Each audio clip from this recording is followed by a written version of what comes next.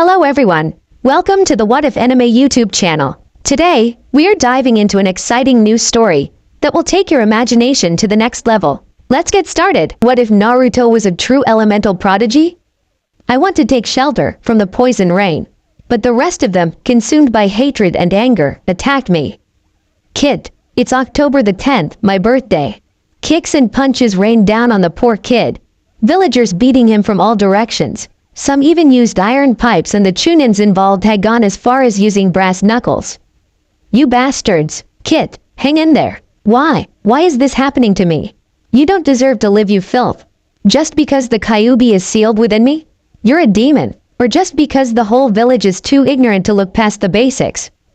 Die. I'm just a kid, a 7-year-old kid. Some of the mob had turned their attention to the kid's apartment and began to vandalize it, destroy it. And they dare call me a demon? Foolish mortals. Should I feel sad? Should I feel hatred? Should I feel anger? They had broken into his house and began smashing up the interior. Yes, I should, but I won't. I will not give up. All of a sudden, gasps were heard, and in front of them stood a livid old man, wearing a hat with the kanji, shadow, on it. I will believe in those that are precious to me, to save me and accept me. Hokage-sama, we're just silence. You, how could you? How could you do this to a mere boy? How could you? I trust them with all my heart. Look at him. Is he the demon you are so afraid of? Is that the state of the almighty Kyuubi? Look at him. I will overcome this. You insolent fools, taking out your anger on a child and disrespecting the legacy of Yondaime. Despicable. I will become Hokage and protect everyone.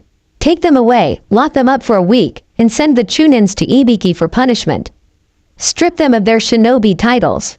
Now go. Hi, Hokage-sama, because I am Uzumaki Naruto. And that was the last thought that came to mind as the blonde-haired boy fell into a blissful darkness. He felt calm and peaceful, something he had not felt for a long time. He had decided, ever since the old man told him what Hokage stands for, he has vowed to work as hard as he could to protect the village. This village, Konohagakure, I will believe. Scene change. Where am I? What? No. What did you say? Stammered the girl with pale blonde hair. I'm not your friend anymore. Goodbye. Her lips quivered and she rushed at him, grabbing his arm. But why? Why won't you play with me anymore? Did I do anything? I'm sore. No, you did nothing. Don't ask why. I just can't. No. The girl could do nothing as she watched her best friend dash away from her, running down the streets. She didn't understand why, and tears were flowing freely as she dropped onto the ground, on her knees, and cried. No, that's not what I wanted. No, where are you going? Asked the pink-haired girl, whom he had just saved. I can't tell you, but just remember, always treasure your friends. Come on, there's a girl that really needs you. Please don't, not again. But what about you? I want to be friends with you. The boy merely shook his head sadly as he ran off once again, leaving the dumbfounded girl on her own with another girl who was playing with the slides all by herself. I'm sorry. Naruto-kun, are you alright? A white ceiling came into view as his eyes flashed open, his breathing rough and his heart beating at a ridiculously quick pace as he took in his surroundings. So, I'm in the hospital again. He took in the worried face of the Hokage and the tense stances of the Anbu behind him and gave a genuine smile, before calming himself down. Oji-san, I'm fine. Sandaime Hokage breathed a sigh of relief. Guilt and pain tore through his heart as he remembered the desperate cries of the boy, begging for forgiveness and yelling that he was sorry. What kind of a Hokage am I if I cannot even protect him?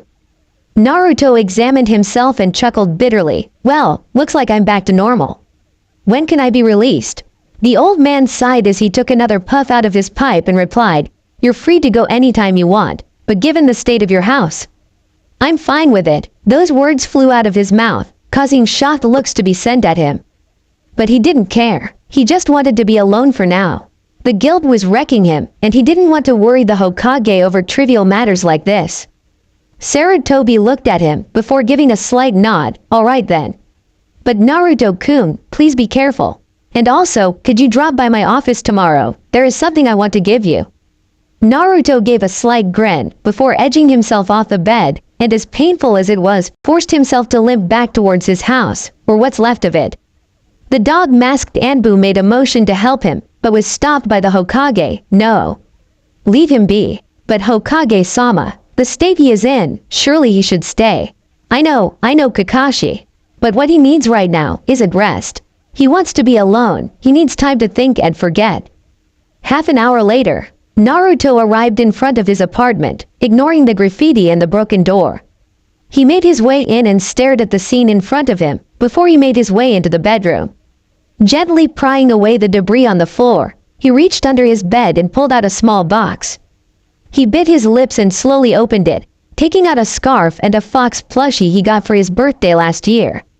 It was one of the best ones he had. He chuckled as he wrapped the scarf tenderly around the fox plushie, then, he carried it in his arms and sat on his bed. Tears were brimming in his eyes, yet it wasn't because of all that he had been through an hour ago. No, it was because he had broken a promise. Kid, Naruto gave a sigh before placing the plushie down and got into his meditation position. Alright, I'm back Fox, what do y'all want? HMPH, this is the tone I get after healing your injuries? It was your fault that I'm even getting injuries in the first place. TCH, whatever. Look, I don't usually do this. But I want you to know that alright, I sympathize you. Just, take it easy, kid. I mean, never mind. Never was any good at this kind of stuff anyway. Thanks, Fox. I really appreciate it. Well, I would be dead if it weren't for you. Now, as we agreed, you shall now be able to work on your chakra nature manipulation. But for now, just rest, kid. Don't want you to overstress yourself. The old man must have something to give you. Might even be a good birthday present. Grr, what the hell do I care? I swear you've been rubbing off on me. Well, next time then. Bye. Wait, kid. Huh? Happy 7th birthday. ... Thanks, Fox. And with that, Naruto left the cage and returned back to reality. He sighed as he got up, knowing that he was going to have to clean this all up. And just like before, he searched out a snapped broom and a dustpan, and began the tedious cleaning procedure. Welcome to my life. Help, anybody. Don't worry, I'm fine. Cough. But you're bleeding and. He gave her a wide smile before slowly pushing himself up off the ground. Really, I'm fine. He tried to make a pose but soon stopped due to the immense pain it was causing. Really? Her beautiful cerulean eyes widened.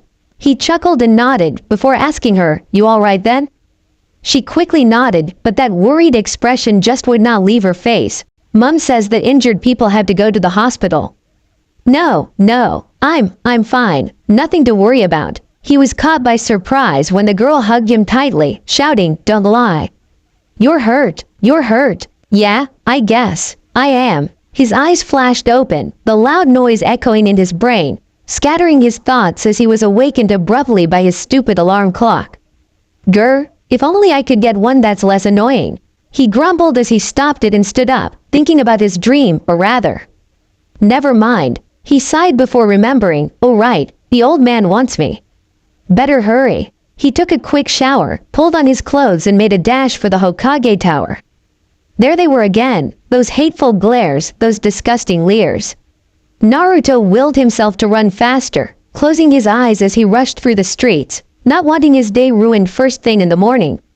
At the Hokage Tower, holy, was all Naruto could manage as he saw the huge line outside the door of the Hokage's office. He slumped his shoulders, oh you've got to be kidding me. And he sighed as he accepted his fate and stepped behind the 151st person and waited for the line to move on. Yet, just then, his savior appeared. It turned out to be the Hokage's secretary. Naruto-kun, Hokage-sama is waiting for you. Come now, run along. Her smile was genuine. Naruto loved this lady. She held no grudge against him whatsoever, seeing him for who he was, and treated him with respect even. Arigato, Izumi-chan. And with his trademark grin, he accepted her hand and allowed her to lead him. He knew when not to act like a dumb idiot. Now was definitely the time, especially when 150 diplomats were eyeing you with jealousy and contempt for being in front of them when they had waited for 2 hours at least. The door opened, and he immediately changed back to his usual vigor, just so that the Hokage didn't worry about him. Ohio. G-san, what do you want to see me for? The Hokage smiled warmly at the presence of this blob of energy, as he would call him. He was afraid that the event before would have traumatized the boy. However, it seemed that he surprised him this time. Indeed, there wasn't a time where I didn't get surprised by him. And with that thought in mind, he chuckled as he took off his hat.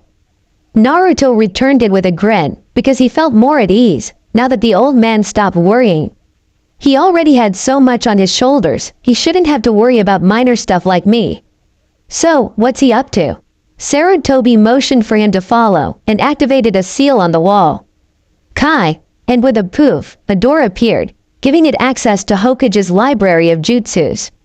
Naruto's eyes widened at the sight of all those scrolls in front of him, rubbing his eyes repeatedly to tell himself that it was indeed the real deal. He looked at the old man questioningly, wondering what the hell he was up to. Sarutobi merely smiled before ruffling his hair. Go on, pick one scroll from each section. Treat this as your birthday present. All the scrolls here are not forbidden, and though they're pretty much C rank and above jutsus, I'm sure you'll have no problem learning them with the help of. Naruto gaped. Really? 3 scrolls? Any 3? Sarutobi laughed at the boy's enthusiasm. Indeed, any 3. But first, it can only be chosen by you. No help allowed from the fox. Treat this as a test. Are we clear, Naruto-kun? Naruto nodded without hesitation, mentally reaching out to his tenant, Oi, Baka Kitsune.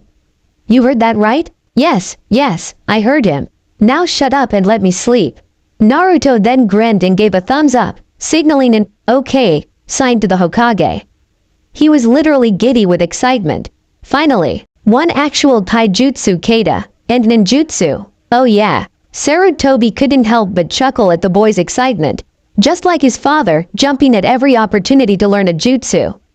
Naruto took a deep breath before going over to the ninjutsu section and peered over at the huge amount of scrolls laid in front of him. He had been taught by Inu-san before, on the basics of ninjutsu, and had since found out that he had more types of chakra affinities than anyone in Konoha. However, that makes things pretty complicated, yet useful at the same time. He remembered his words. Now, Naruto, having all 5 affinities is something extremely rare. I had expected wind, however, lightning and fire were the ones where I thought you might get, whereas earth and water were unexpected. But still, you have this rare ability to control chakra natures, thanks to a certain tenet of yours. The ability to mix the natures shall give you an advantage in the future. But for now, let's get on with the basics. Naruto almost sweat dropped when he remembered what Inu-san had told him. God, he had spent an hour lecturing him on the basis of chakra and why it was so important. He was bored to death at the end of it and had never been so glad to get rid of the Anbu. However, he still learned a fair lot. He had come to acknowledge the fact that lightning, water, and earth were underlying affinities that are hidden in a way. Fire and wind basically were his primary elements. He chose for a while before settling on a mid-B rank defensive wind jutsu, Fugen, K's no Fukumen, wind element, wind veil. He noticed the amused glance in the Hokage's eyes as he chose that one, and knew he had made a logical choice. Hell, he should have. Since the age of 5, Naruto had came into contact with Kyuubi and had the shock of his life. His intellect and reflexes had increased drastically due to constant mind quarreling with the stupid fox, when the Kyuubi finally gave up in trying to act all nasty, seeing how this was going nowhere. Naruto chuckled as he remembered the look on Kyuubi's face. Think about it anymore and I won't give you 1 drop of my chakra when you need it. You have to give it to me, whether you like it or not. Seal, damn you, Arg, annoying brat, meh, like tenant, like host. What the hell was that? Yeah, just shut up. I swear, one day, when I get out, you'll be the first to die. You mean it? Ellipsis. I knew you didn't. Why you? Naruto snapped out of his conscious, and quickly rushed over to the genjutsu section, not wanting to waste more of the Hokage's time. This part was fairly simple. He already had in mind what jutsu he wanted. He picked up a low B-rank jutsu, Ninpo, Akirika Jiseki, ninja arts, clear trace. Ho, just what he needed to help with his pranks. This technique allows the user to completely mask one's trace, as the name suggests. Technically, one becomes invisible, however, it can only be used for a short period of time, and though useful, one has to completely lower their chakra levels, making it quite troublesome to perform a jutsu straight after. This technique is mainly used for infiltration purposes. Infiltration indeed. Hope the Hyuga stuck-ups enjoy it, but better not push it. Hiyashi-san seemed pretty angry after that last trick. Lucky he can't prove it was me. And finally, the long-awaited section of taijutsu. Interestingly, there were quite a number. However, Naruto instantly caught sight of a genjutsu placed in the area. He raised an eyebrow in confusion, looking over at the Hokage, seemingly asking him what the hell is going on. Sarutobi smiled as he watched Naruto figure out his puzzle. He nodded and gave him the go-ahead sign, wanting to see if he could dispel it. Naruto focused, just like Inu-sen instructed. Concentrate, blow off the surrounding chakra layer quickly, in one swift motion. Now, Kai, and at once, the genjutsu faded, leaving the originally empty table with a huge scroll on it. He walked over to it and inspected the title, Tai Chi Jusan Shiki, Tai Chi Fist, 13 Styles. He looked it over, the scroll seemed old. The faded ink marks on the sides showed that it was recently unsealed. Kit, accepted. The old man actually allowed you to learn this style. HMPH, good decision. About time too. Can't stand the way those bullies see through your punches. Naruto ignored the snide remark and picked the scroll up, no longer hesitating, and walked back into the Hokage's office. Sarutobi motioned for him to sit, and began, in a very serious tone, Naruto-kun, do you know why I allowed you to pick 3 scrolls from this library of mine? Naruto scrunched up his face, trying to remember, but in the end, answered with a, no. Sarutobi grinned, just like him to forget all that he did for others. Well, Naruto-kun, Hyuga Hiyashi has not forgotten how you helped save his daughter. At that, Naruto slapped his hand onto his head, of course. Hinata-chan, how can I forget? Flashback. 5-year-old Naruto was taking a stroll in the forest on the west side of Konoha, trying to digest all those ramen he ate. He was happily enjoying nature when suddenly, he saw a huge man carrying a small bundle. He got curious and asked Kyuubi about it. Kyuubi immediately recognized the bundle as a girl from the Hyuga clan. He then advised the kid to try and stall the man for time, whilst the actual Hyuga guards arrived. Naruto didn't even think twice about it and charged at the man, yelling, "Put her down. You thief." Now that, coming from a 5-year-old, was as bad a curse as it could get. The Kumo nin sneered at him and brushed him aside with a strong punch, or tried to. It had taken all of Naruto's chakra to stick himself onto the arm of the Kumo nin. As the nin looked stupefied at his performance, he took the chance to use a chakra-enhanced punch and smashed it right into the cheek of the Kumo nin. Even though it didn't seem much, it had hurt like hell. Kyuubi had intentionally sent some of his chakra to amplify the power of the punch. Naruto quickly grabbed the girl from the Kumo nin's arms before he smashed into a tree. He tried desperately to wake her up, recognizing her as the girl that was so very shy, one of his first ever friends to be made at the playground. Hinata-chan, Hinata-chan. In his anxious acts to wake up the poor girl, Naruto forgot one vital fact. The Kumo nin was still able to move. Raiden, Hibana, Thunder Element, Spark. Instantly, a huge blast of electricity blasted Naruto off the ground, launching him into the air. Luckily, his reflexes allowed him to push Hinata out of the way in the nick of time. But then, he was in the air, totally defenseless. HMPH, teach you to mess with me, brat. It's over. Raiden, Shugeki, Thunder Element, Shock. And once again, as that familiar feeling of paralysis filled his body, he gritted his teeth and willed the Kyuubi to heal his wounds, if only temporarily, and with some difficulty, he managed to land back onto the ground, though somewhat awkwardly. He was panting and gasping for breath, yet he took out the kunai Hokage-sama had given to him as a present just a month ago. He held it in front of him, glaring intensely at the Kumo nin, as though daring him to take a step forward. His gaze was filled with life and determination, that the Kumo nin stopped his onslaught. He knew those eyes. They looked so familiar. He began to tremble. No way, no. He's dead already. No way. Naruto had no idea what the heck he was talking about, but knew it was his chance. Desperately trying to remember the correct way of flinging a kunai, he took one quick step forward and placing all his remaining strength into that one throw and whoosh. The Kumo Nin reacted just in time, however, the kunai still embedded itself in his right shoulder, causing an angry scream to be emitted from him. His temporary fear seemed to disappear and he roared, "You'll pay for that." Naruto held out his arms, standing protectively in front of Hinata as he watched the Kumo Nen charge at him, full speed. He closed his eyes, as though waiting for the inevitable, when suddenly, a loud scream of pain was heard and a thump followed. Naruto slowly opened his eyes, only to find a beautiful woman with long blue hair and pale eyes without pupils staring at him in concern. He could handle it no longer. He fainted. Flashback end. Naruto scratched his head as he chuckled lightly, clearly embarrassed at his defeat.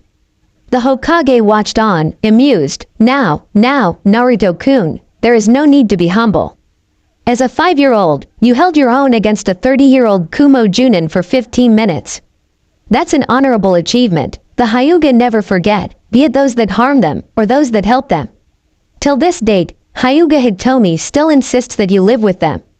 Naruto immediately shook his head, his serious nature kicking in. You know I can't, Ji-san. I'll just cause them more trouble. Hitomi-sama has been very kind to me over the past 2 years, and even before that, she helped me whenever she could. Sarutobi nodded, good choice, even if I hate to admit it. It will indeed cause them problems with the council, and so, Hiyashi-san thought up another way of repaying you. Look at that taijutsu scroll once more. Naruto opened it slightly, reading the first few lines. Tai Chi Jusan Shiki, combination of strength, speed, defense and fluidity. He raised an eyebrow and looked at Sarutobi, expecting answers. Now, Naruto-kun, Hyuga clan specializes in their taijutsu, Jukin, gentle fist. That style originated from the style you have in front of you. Tai Chi, however, it merely picked the soft aspects of that style. As you know, the Hyuga clan deemed themselves a smart clan, preferring technique over raw power, and therefore refined several aspects of their chakra control, combined it with a part of Tai Chi to form the Jukin. Naruto's eyes widened to the size of dinner plates after hearing that the scroll he had in front of him was even better than the Jukin. Now, Naruto-kun, this scroll is dedicated to you, and only you. You may teach others if you want, but only after you've completely mastered this style. Also, I'm expecting a couple of surprises from you. Don't let me down. Naruto grinned and gave a bow, hi, Hokage-sama, and was just about to go before the Hokage stopped him. Oh dear, I am getting old. You'll need this jutsu to help you. It's an A- rank jutsu that's perfect for you. Naruto opened it, huh?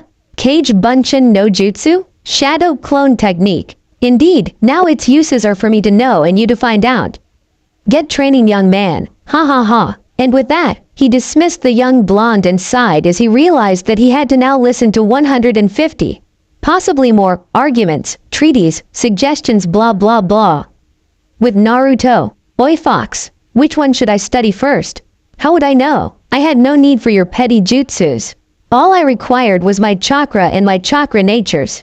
All shall burn before me. Whatever. Are you mocking me, kid?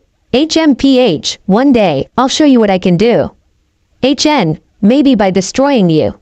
Alright, cool down. Geez, just a remark. Now, which one should I begin with? Well, I reckon you should try the one that old Senile just gave you. Sounds very useful. Try it. Naruto gave an unconscious nod, before speeding over to his usual training ground, number 15.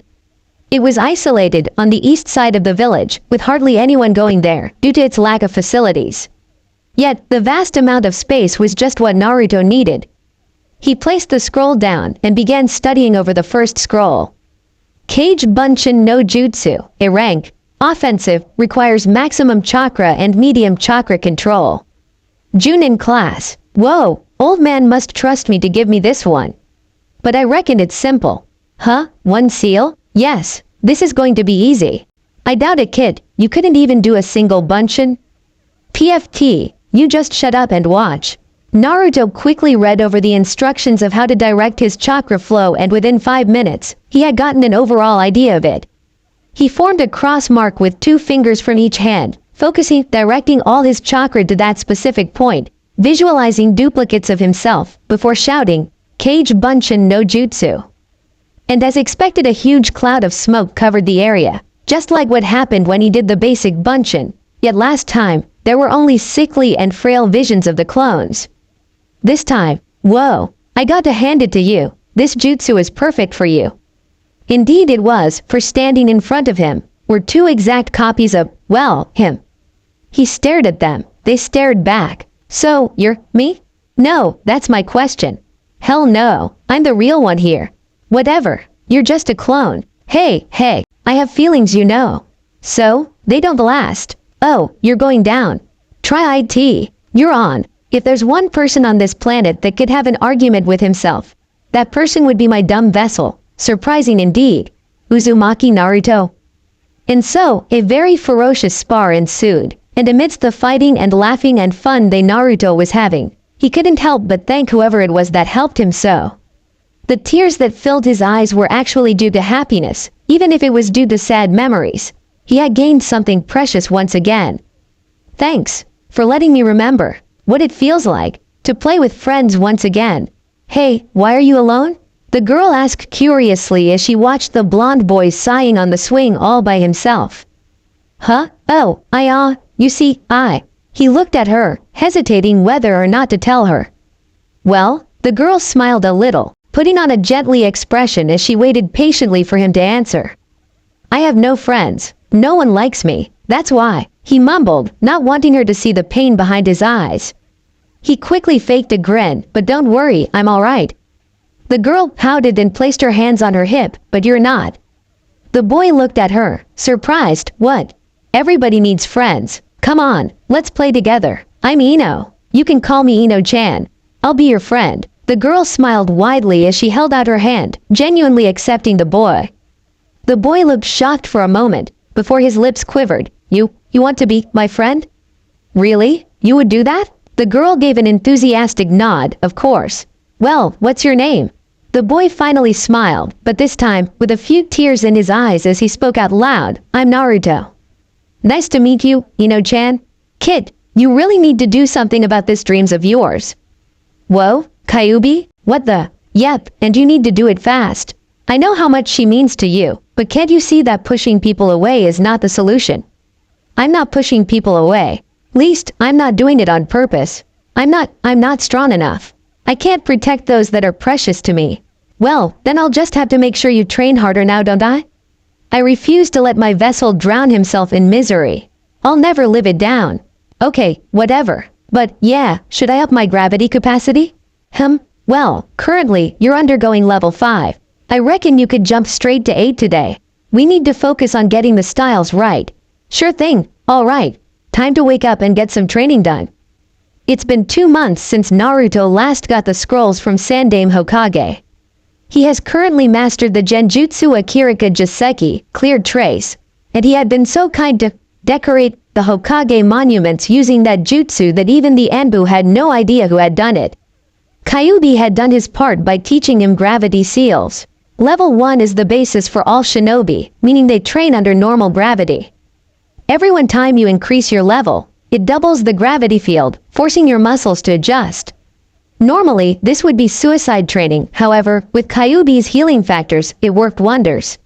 No longer were there baby fat on Naruto's face, his arms and legs were much more muscular than before and he had found that it even helped with his chakra control exercises a lot. Kage Bunshin had been an immense help. Naruto had figured the trick behind it very quickly. However, it was by pure luck that he stumbled upon the godlike opportunities this technique presented. Flashback. Naruto had summoned a Kage Bunshin to keep him company as he began his training. He would spar with the other him as he worked through all the styles of taijutsu, one by one. Ryu, Dragon, Tora, Tiger, Kijuki, Crane, Hubby, Snake, Shishi, Lion, Saru, Monkey, Washi, Eagle, Kujira, Whale, were the basic styles. The advanced section, or basically, the styles that mix up all the above mentioned into 4 more complicated and powerful styles would be Ryusei, Meteor, Tasuki, Moon, Taiyo, Sun, and finally, Tentu, Heaven. Ryu, Tora, Shishi, Washi focuses on strength and power.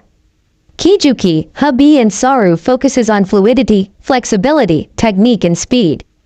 Kujira focuses solely on defense, stamina and to train one's mind. Ryusei is a combination of Tora, Washi and Saru. Tasuki is a combination of Shishi, Kijuki and Kujira. Taiyo is a combination of Washi, Hubby and Ryu. And Tentu, combination of Ryu, Kijuki, Kujira and Tora. Taichi Jusan Shiki combines speed and agility with strength and defense, totally different from the original Taichi fist. Chapter 1 clearly states that to master all the styles would be foolish, for one's body can only adapt to so many types of trainings, and if beyond a certain point, muscles will contract and relax at the most inopportune moments, and eventually cause the whole body to break down. The final 4 styles act as a guideline to show the combinations possible. And it is highly recommended that one trains in no more than 4 styles at the most.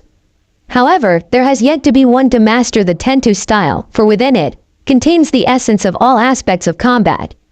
And of course, Naruto, being his stubborn old self, immediately decided to train the Tentu style. And so he started straight away, carefully reading up the positions and ways to use the strength. Currently, Naruto had no problem with Tora and Kujira, seeing that his stamina was off the charts and his strength was good enough, to say the least. However, Ryu proved to be challenging as it used more than just power. It required precision, accuracy and above all, control. Kijuki was even harder. Control was the main issue. Fluidity was okay-ish for Naruto, and speed was acceptable. Today, he was working on Ryu no Kame, dragon style, and his clone was helping out, when he accidentally used too much power, smashing the clone into another tree, causing it to go poof in a cloud of white smoke. Naruto sighed as he walked over to the tree and looked at the damage he caused. However, before he even reached there, what? Oh, so that's why I blasted him off. Sigh, control went off on that strike, wait a minute. How did I know that? And then came the brilliant discovery. Cage Bunchins, shadow clones, transfer whatever information they gained during their existence to the user once they're dismissed. And this, if used for training, whoa. Flashback end. And so, Naruto began. He first created 5 clones, getting 3 of them to work on the Kijuki no Kame, whereas he himself and the other 2 continued to go crazy over the frustrating Ryu no Kame. 5 clones became 10, 10 became 20, 20 became 50. And in just 2 months, Naruto was able to efficiently train alongside 50 clones, gaining an immense amount of knowledge every time they disappear. The rush of information to his head was handled by Kyuubi, preventing the data overload from affecting his nervous system.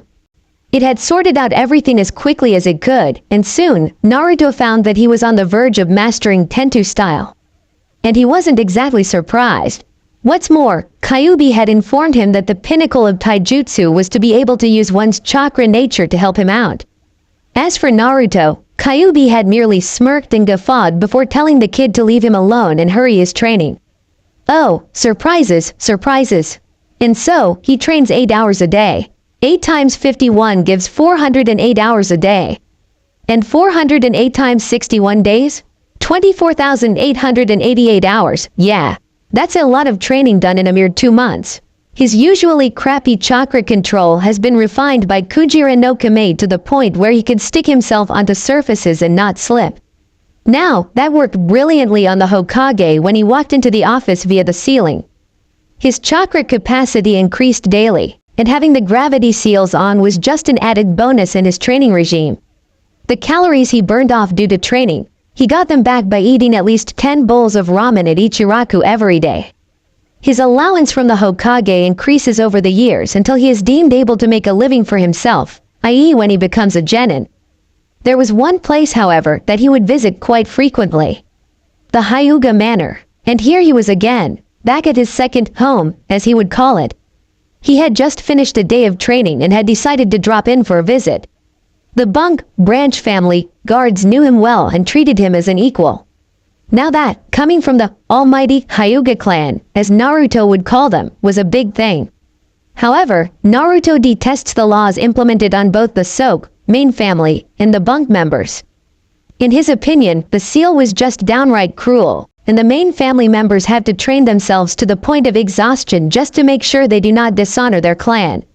However, not once did Naruto voice his opinions, but everyone could see his apparent disapproval whenever he's visiting. Like right now, as he passed by several rooms, the intense training undergone by the members could be seen clearly. It was unnerving, and how some even have the nerve to blame it all on fate. Ugh, that just totally puts me off. He had seen Hyuga Neji, who had ignored him from the start, determined that he, Naruto, was a mere weakling who had chanced upon an opportunity to rescue Hinata-sama, and therefore had the backing of Hiyashi-sama, and it was all because of fate. Honestly, Naruto had never heard so much bullcrap from anyone since he was born. After that speech, Naruto could only stuff his fist inside his mouth to prevent himself from screaming out in rage at the pure stupidity and cowardice that this guy was showing. And the way he was treating Hinata and Hanabi was no better. He treated them like dirt. Manners, yes he has them, but his glare was enough to show that whatever polite terms he had used were totally insincere. He could not understand why Hinata just had to be so kind, and poor Hanabi, not even understanding why her cousin was so angry. She was still a toddler, yet already, she was beginning to train under her father. He had heard something about how Neji's father died, but never ventured on any further, upon seeing the hurt in Hiyashi's eyes. Naruto sighed as he shook his head. Damn, I think too much, oh here we are. And sure enough, there he was, standing outside the room, waiting for permission to enter. Which of course, he got within a second, but that's beside the point. Come on in, Naruto-kun. Naruto obliged and quietly slid open the door. Hyuga Hitomi was 31 years old, with long flowing navy blue hair tied up in a white ribbon. Her skin was silky white, something that Hinata picked up. Her eyes were kind and her touch was always gentle. She was the most caring person Naruto has ever known, besides Sandaime Jisan of course. She wasn't stiff and strict like Hiyashi was half the time, no, she genuinely cared about people's well-being. She treats Naruto as a son, and that is something Naruto will never forget. Whenever he had troubles, he confided them to her. She was one of his precious people, definitely. Hinata and Hanabi would follow close behind, especially Hanabi, who had taken to him immediately, grabbing his blonde hair and giggling as she played with it. Hinata was like a younger sister to her, and he swore that he would protect her if anything ever happened to her. One thing that never changes for Naruto is the fact that he always keeps his promise. And because of that, he has gained the trust of the Hyuga sisters and their parents. As he was indulged in his train of thoughts, Hitomi smiled and said, "So, what brings you here, Naruto-kun?" He snapped out of his trance and gave a tired smile. "Well, something's bothering me." Hitomi knew that smile. It was his, "God damn it, life sucks" smile. If you could even call that a smile. She sighed and motioned for him to come closer, before hugging him gently and listening to his woes. Naruto had told her before, those dreams he had. She and all the other parents knew the truth behind what he did, and wanted to explain to their own children, but Naruto shook his head, telling Hitomi that it would just make things worse. The problem with Naruto is, he thinks about the others too much. Not just that, he rarely cares about himself. So selfless, so gentle and caring. You wouldn't expect such quality in a boy at his age. Naruto-kun, why don't you accept Ino as your friend once again? I'm sure she'll forgive. No, I can't. Last time we were friends, those Chunin were about to beat her up as well. I like her, Hitomi-sama, I really do. But, in Sakura-chan too, I can't do this to them. This is my burden, so I'll carry it myself. This is my story, and no one else can change it but me. I'll do whatever I can to protect them, even if it means that they'll end up hating me, I'll do it. Naruto's eyes shone with such determination that Hitomi couldn't help chuckling at. He's so much like him, like they said, like father, like son. Okay then, Naruto-kun. Well, do you feel better now? Naruto grinned and gave a big nod, yup. Arigato, Hitomi-sama. Hitomi sighed and gently tapped his forehead. How many times have I told you? There is no need to call me Sama. I'm not that old, you know. Well, Oba-san isn't any better in my opinion. Ow. Hey, baka. Hitomi then took out a brush and began to gently comb his hair. Naruto-kun, I've always wondered what having a son was like. Naruto froze. His heart threatened to stop beating any moment. Is she? I would like you to become my son, even if we're not related by blood. I would still like to be able to call you my Sochi son. Do you accept me as a sort of surrogate mother? Can I have the honor of you calling me your Hahaya mother? Naruto began to tremble. He was just about to speak before Hitomi spoke once again. No, Naruto-kun, I know what you're thinking. You told me once that you do not want to be adopted and that you like the freedom you have, and I agree with you and respect your decision. But don't you think that even the mightiest of birds would need to return to their very own nest to rest their wings? Tears were threatening to fall any second. He bit his lips, but the council. Hitomi shook her head. You are not of the Hyuga clan. They can't do anything about it. We can't adopt you, even though I've been trying for years to be able to do that. But that doesn't mean I can't love you as a son now, does it? She smiled warmly. Besides, I'm sure Hinata would like to have you as a brother. Hanabi too. They adore you, Naruto-kun. Hitomi now, come on, Hiyashi, say something. Naruto whirled around, shock evident in his eyes as the leader of the Hyuga clan. Hyuga Hiyashi was standing right there, smiling slightly. What is your surname, Naruto? Naruto raised an eyebrow before answering, Uzumaki, sir. Do you have any blood relationships with the Hyuga clan? No, sir. Have you been taken into our custody? Not that I know of. Well, then, I don't see anything wrong with that. Now, come on Hinata, Hanabi, say hello to your new brother. Hiyashi stepped aside, revealing two girls who smiled brightly before dashing into the room and latching themselves onto Naruto, Ana-chan.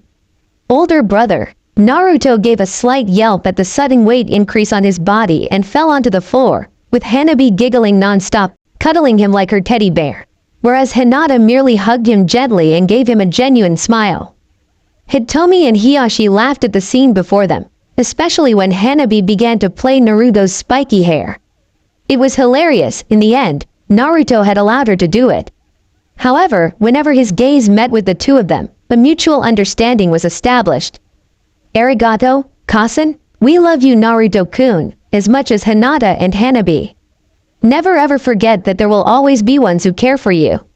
Never forget that. And even though it might not have seemed very special to the Hyugas, seeing how they were already treating him as a part of the family, Naruto had found something precious once again. He had 4 more precious people to protect, and that made him happy to no end. So what do you say? Be friends with me? Ino-chan? Arigato, Naruto-kun. Ken, will you be my friend? Sakura-chan. Yes, I will. But not yet. I will train to be stronger until I'm sure that I can protect you. But for now, please forgive me for not being able to return your friendship. HHHAARGH. Smash. Not bad, but it still needs refining, I reckon. But great job so far. Your form and nature manipulation definitely came a long way, Gaki.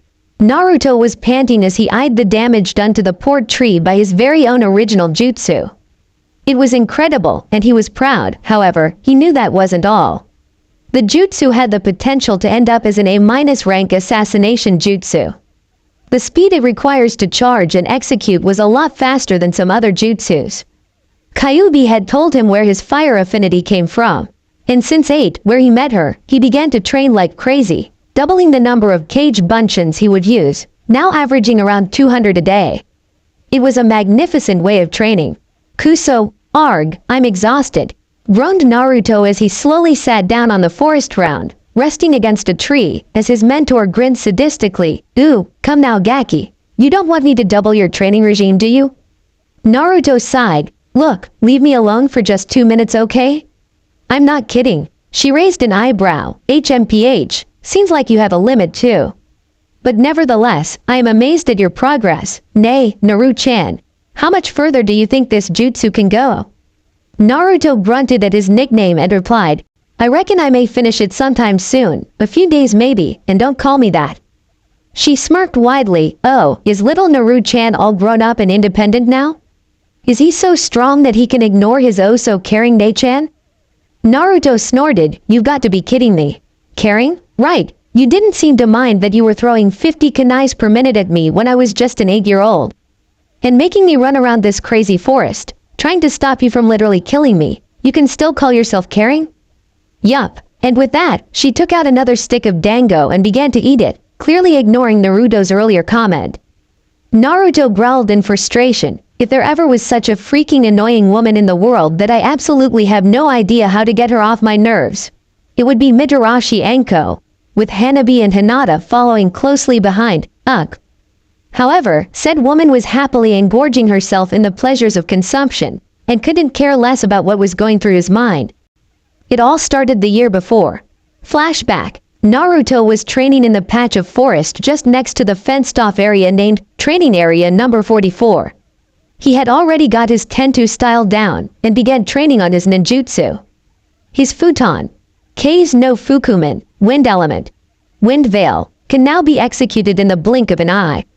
Kyuubi is now guiding him through the ways of manipulating chakra nature, mainly how to control fire. Naruto was exhilarated when he managed to create a blue flame in his palm. He created a small C-rank fire jutsu for himself and had even gotten the Hokage to approve it. He named it Kaden, Shakaku, Fire Element, Crimson Flame Ball, due to the fact that it was literally creating a small ball of fire within your palm. You can adjust its size depending on your control and chakra capacity, and let's say, you wouldn't want to be on the receiving end of it. Yes, and that was the start of his very own collection of original jutsus. He currently had 2 on the list, well, technically 1.5, but meh, details, who needs them? And so here he was, training diligently, trying to think of another jutsu that could help him, and that was when he saw 2 kunoichis appear on the side of Training Area 44, arguing intensely. From what Naruto could pick up due to his slightly enhanced senses, it seemed as though the black-haired woman was ranting about how she finally had the chance to get revenge, and how the snake bitch was going down. And without warning, the purple-haired female was struck right in the chest, and just as she was about to block, her friend had slammed a kunai into her shoulder, pinning her to the tree. Naruto raged at the sight of that. He hated those who looked down on others, and he did what he thought was right. He charged up his Shakaku and took aim. Haha, didn't see it coming now, did you, Anko? Even the Hokage got fooled by me. All I had to do was pretend to be a goody girl and he let me team up with you. That old senile, now die. And just as the psycho was about to plunge the kunai into her heart, Naruto flung his fireball as hard as he could, right into her back. The fiery chakra ball detonated on contact and sent the kunoichi flying into the fences surrounding the area, effectively knocking her unconscious. Naruto actually forgot to gape at his jutsu's power, and rushed to help the purple-haired woman pinned to the tree. He had inwardly yelled at Kyuubi for help, and the fox had grumbled the reply back to him. So he did as he was told. He channeled some fire-natured chakra to his fingers, and tapped multiple spots that Kyuubi had pointed out. The woman looked surprised at Naruto's ability to temporarily close nerve points to lessen the pain. What's more, the fiery feeling she got was oddly comforting, soothing her nerves. And when he pulled the kunai out, it didn't even hurt. Little did Naruto know, he had just learned one of the most effective ways of treating a kunai wound. It was Anbu class, and a definite knowledge required. Of course, it was rarely used in times of combat, seeing how you do not have the leisure to be busy tapping yourself when the enemy could be throwing more kunais at you. But off the battlefield, it was a necessity. The woman watched on amused as the kid busied himself in getting the kunai off, and muttered, "Who are you? Why are you helping me?" Naruto merely grinned as he successfully removed the obstacle and placed her onto the ground. He gave a sigh of relief before wiping off the sweat on his head. "Inu-san, I know you're there." And as expected, said Anbu jumped into the clearing and ruffled Naruto's hair. "I swear you're getting better at this every day. Now, Naruto, I need you and Anko to come with me to see the Hokage for a moment." 5 minutes later, he got the shock of his life. He had just assisted in an A- rank mission. Him, an 8-year-old kid. Huvu, the purple-haired brunette turned out to be a Tokubetsu Junin, Special Junin, Mitarashi Anko. Inu-san was supposed to lead his squad as backup.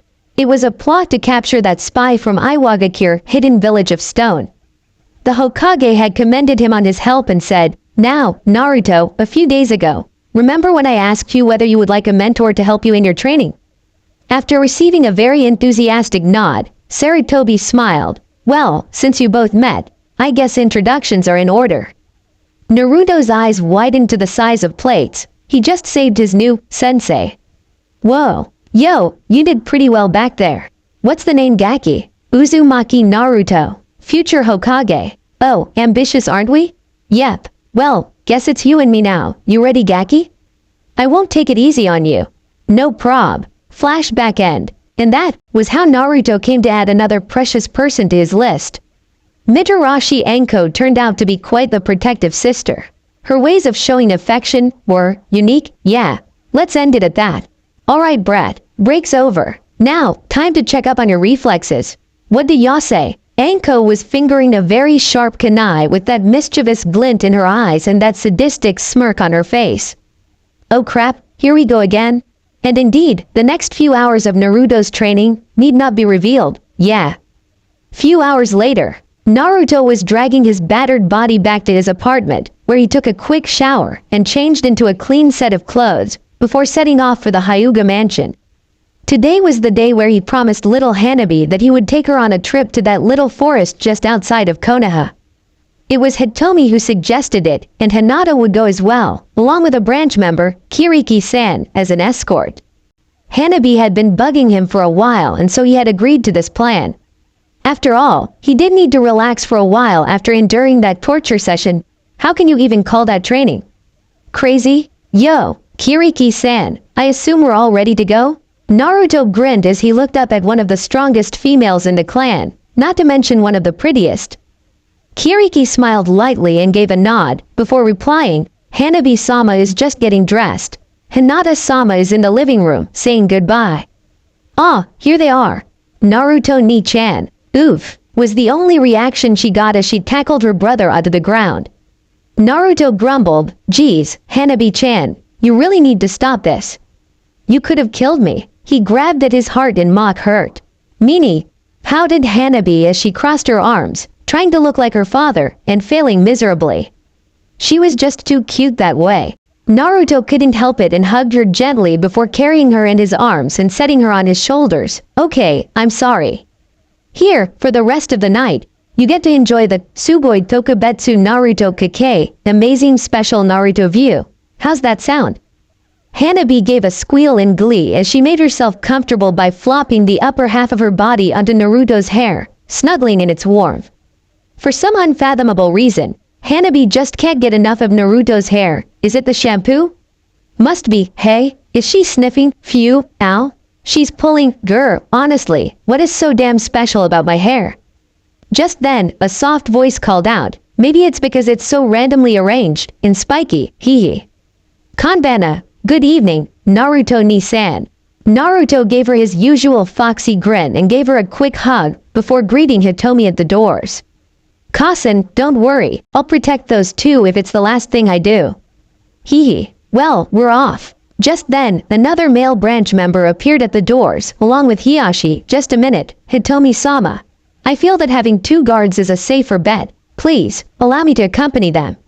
I've already gotten Hiyashi-sama's consent. Hitomi narrowed her eyes slightly before looking at her husband. She saw his gaze and reluctantly gave a nod. This guy's name was Akisu, one of the guys that Naruto hated instantly. And Naruto frowned at the new addition to the team. He gazed at Hitomi, only to see her smile slightly, tilting her head as usual, giving him reassurance, and that was all he needed. Kiriki didn't know Akisu too well, but disliked him due to his pompous attitude and his bad temper. He had been acting a bit weird lately, and has always eyed the two heirs to the clan with contempt. Why then was he volunteering? However, upon seeing Hiyashi-sama's glance, she gave a nod before they set off, with her leading the front and Akisu flanking the rear. Naruto was right behind her, entertaining Hanabi and Hinata as they went. Now, the forest they were going to was special. How? Well, it was the place where the waterfall was the most famous place to sightsee in the Fire Country. It was beautiful, with pebbles glittering under the soft moonlight, and the soft whispers of the water were able to calm your tense nerves in a matter of moments. The moonlight silhouette added a mysterious feel to the whole place, not to mention that it was a great place to stargaze. It was chosen by Naruto, after some research and pestering with the Hokage, and Hitomi couldn't have been more satisfied.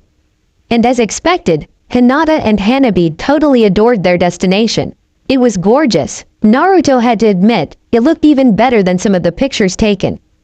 Kiriki gave a sigh as she made herself comfortable under a tree, and whilst keeping an eye on the children, she too relaxed under the quiet moon. Hinata and Hanabi played lightly with the water, gently spraying each other a little here and there, with Naruto laughing and playing with them. It was tranquil, yet Naruto couldn't help but frown. Something was off. "Oi, Kuso Kitsune, you sense anything? That Akisu guy, he just ticks me off. HMPH, that tone will not get you anywhere. And I care because, grr, fine, I'm going to sleep. Okay, I'm kidding. Now honestly, what is up with that guy? Just be on your guard. Treat this as a sort of mission and respect it. Nothing should go wrong. Okay then, thanks. Did I hear right? This ungrateful Brad just said. I take it back. Shame." And with that, he cut off the link and resumed in his fun and laughter. Akisu merely stood there, stone-faced, totally serious. He activated his Byakugan secretly and smirked when he saw them coming. "Oh yeah, it's time. Huh, time to die, demon scum. Oh, not to mention those disgusting main house brats. Hope they enjoy their afterlife, without their precious eyes." He walked casually towards Kiriki and pretended as though there was something behind her. "Hey, look out." Kiriki's eyes shot open and she spun around, only to feel an immense pain in her back as she felt the kunai plunge into her body, eliciting a scream from her. Naruto's head shot up at that and saw Kiriki being punched right into the cliff beside the waterfall, temporarily disabling her. His sadistic smirk was all Naruto needed to tell that something very, very bad was about to happen. Indeed, without warning, a fist lodged itself firmly in his cheek, blasting him into the trees, making him cough up blood. Hanabi screamed as the guy that assaulted them grabbed her roughly and struck several pressure points, temporarily paralyzing her. The man turned out to be a Kumo missing nen, seeing how there was a slash on his headband. Hinata was just about to rush over when Akisu slapped her right in the face, before giving her a punch straight in the stomach, rendering her helpless as she kicked him away. "Hey, Miraki, all done, huh? That will teach them to disrespect me. Now, as planned, should we kill her?" mumbled Akisu to the missing nen as he jerked his thumb towards Kiriki, only to find that she wasn't there. "Scum!" yelled Kiriki as she slammed a Jukin strike right in his side, before following up with a kick, only to find that it was blocked by the missing nen. Miraki sneered as he slammed his fist down on her leg, breaking the bones, and using his immense strength, he flung her away. Kiriki was doing all she could to not faint from the pain she was put through. This was unreal. The normal play trip transformed into an A- rank protection mission. What's worse, she's on the losing end. Akisu activated his Byakugan and rushed in to challenge her. Kiriki, needless to say, was subdued after a few strikes, seeing how she was severely injured.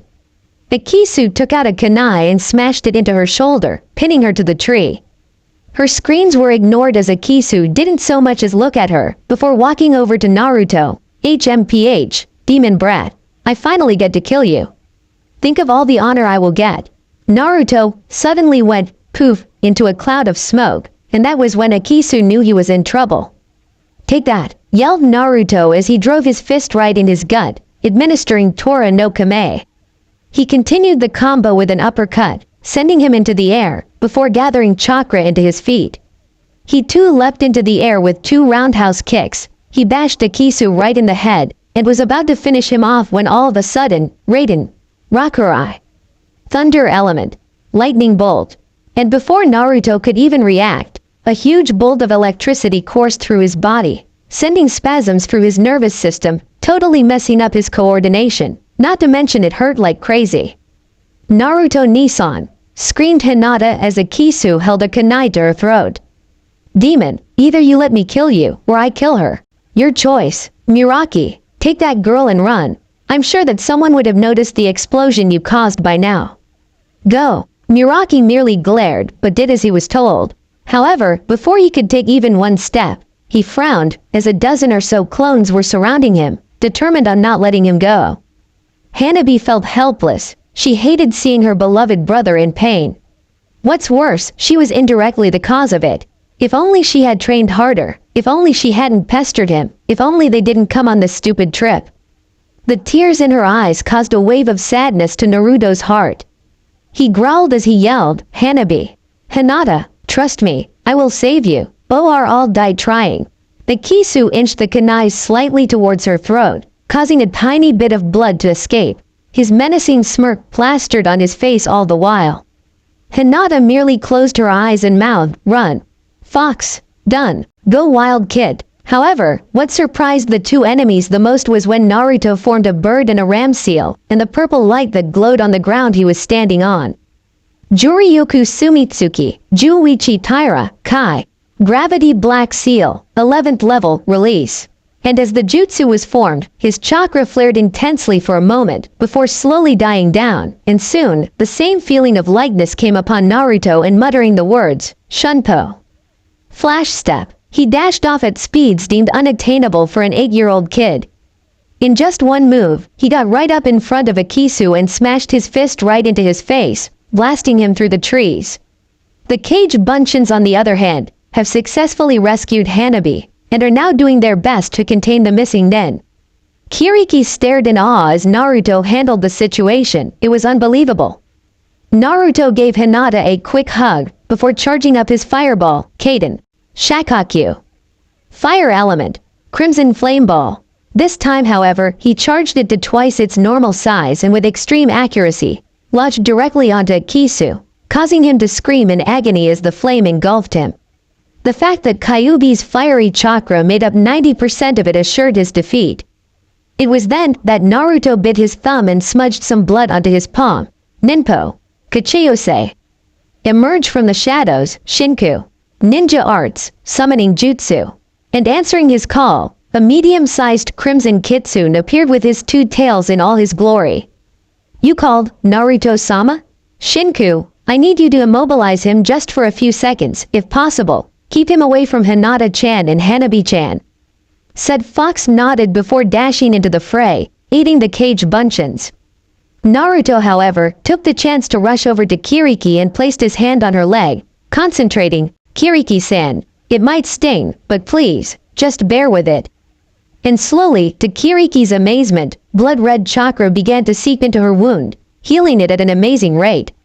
She felt the energy coursing through her. She felt revitalized. In just a minute, her major wound was no longer bleeding. "Kiriki-san, I've tried the best I can. It's going to be fine for now. I need your help. My chakra supplies are depleting rapidly, and I have just enough for that one attack. Please, get Hinata-chan and Hanabi-chan when you have the chance, and quickly run back to Konoha first. I'll try and stall for time. You and I are in no real condition to be battling, so please, trust me." Kiriki hated to admit it, but that seemed like the only solution. Her leg was cured, and she was ready to go. "Naruto-kun, thank you." Naruto gave her that confident grin, before charging right at Muraki, getting his attention away from the two helpless girls, and using his cage bunchins, he got them to Kiriki. "Hurry, Kiriki-san," and as expected, the clone went poof, disappearing due to the lack of chakra. Kiriki focused immediately and sent one last gaze at the brave boy, before forming a ram seal, Shunshin no Jutsu. And in a cloud of smoke, she disappeared. Naruto sighed in relief as he witnessed their departure. Muraki too saw it and was furious. "You brat, you just ruined my meat ticket back to Kumogakure. You're going down." Raiden. Kanden. Electric shock. In an instant, electricity was emitted in all directions, promptly destroying all the clones. Naruto gasped as the Kumo nin engaged him in close combat. He too kept his cool and held his opponent off pretty well using the Tentu style. However, due to his rapidly diminishing chakra, he knew that he wasn't going to last too long. Just then, Shinku snapped at the Kumo nin with his sharp jaws, buying Naruto some time. Back in Konohagakure, "Hokage-sama," yelled Kiriki with the last of her strength, as she Shunshin Ed into the Hokage's office. She wasn't surprised to see Hiyashi there, as she knew they had a meeting.